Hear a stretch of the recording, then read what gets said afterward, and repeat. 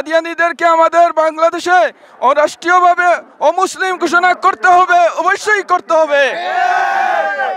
নাচেত আমাদের এই সংগ্রাম, আমাদের এই আন্দোলন আমরা এখানে শেষ হব না যতক্ষণ পর্যন্ত বাংলাদেশের সংসদে কাদিয়ানীদেরকে অমুসলিম ঘোষণা করা হয় নাই, ততক্ষণ পর্যন্ত আমরা আন্দোলন চালিয়ে যাব ইনশাআল্লাহ।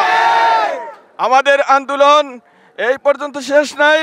আমরা আন্দোলন যতক্ষণ পর্যন্ত ভারত, পাকিস্তান, সৌদি আরব, মিশর সহ বিশ্বের অধিকাংশ মুসলিম রাষ্ট্রে কাদিয়ানীদেরকে অমুসলিম ঘোষণা করা হয়েছে, এইভাবে আমাদের দেশেও যেন দ্রুত তাড়াতাড়ি সরকার অমুসলিম ঘোষণা করে নেয়, না হয় আমরা অচিরেই ঢাকা অভিমুখে রওনা হব এবং বাংলাদেশকে অচল করে এই দাবি আমরা অবশ্যই এরকম সরকারকে চাপে ফেলিয়া এই আইনকে আমরা অবশ্যই দাবিকে মানে নিতে হবে, না হয় আমাদের আন্দোলন চলবে মত পর্যন্ত আমাদের আন্দোলন চলবে।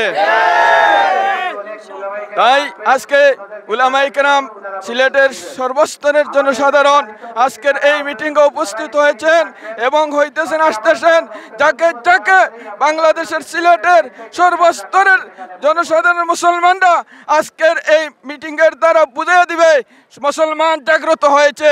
আমাদের দেশে নবী বিরোধী, ইসলাম বিরোধী, খতমে নবুয়ত বিরোধী কোনো মানুষ আমাদের দেশে বেঁচে থাকতে পারবে না।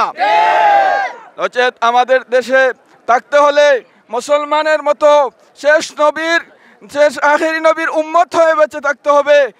আল্লাহ তাআলা আমাদেরকে বিশ্ব নবী, আখেরি নবীর শেষ উম্মত হিসেবে এই দুনিয়াতে প্রেরণ করেছে। এই জন্য আমরা গর্ববোধ করি আমরা আখেরি নবীর উম্মত। এই নবীর বিরুদ্ধে যারা নবুয়তি দাবি করেছে সর্বযুগে তারা ধ্বংস এবং বরবাদ হয়েছে। কাদিয়ানী অমুসলিম যারা আমাদের দেশে, এই কাদিয়ানী যারা অমুসলিম সরকারিভাবে রাষ্ট্রীয়ভাবে ঘোষণা এখনো করা হয় নাই।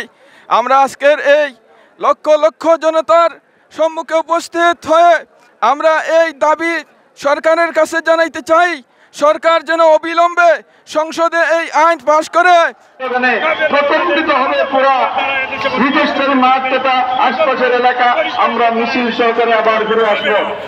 তেলিহাওয়ার মসজিদ আছে, বিভিন্ন মসজিদগুলো আছে, কুদরতুল্লাহ মসজিদ আছে, শিক্ষা অফিস মসজিদ আছে। আমি সরকার মহোদয়ের কাছে আবেদন করছি অতি দ্রুত কাদিয়ানীদের বিরুদ্ধে কোনো ফয়সালা করার জন্য।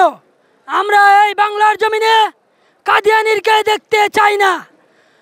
এই বাংলার জমিন থেকে কাদিয়ানীদেরকে আউট করতে হবে। এই জন্য আমি সরকার মহোদয় ও সিলেট প্রশাসনিকের কাছে আবেদন করছি আপনারা অতি তাড়াতাড়ি কাদিয়ানীদের বিরুদ্ধে একটু আইনত ব্যবস্থা গ্রহণ করুন।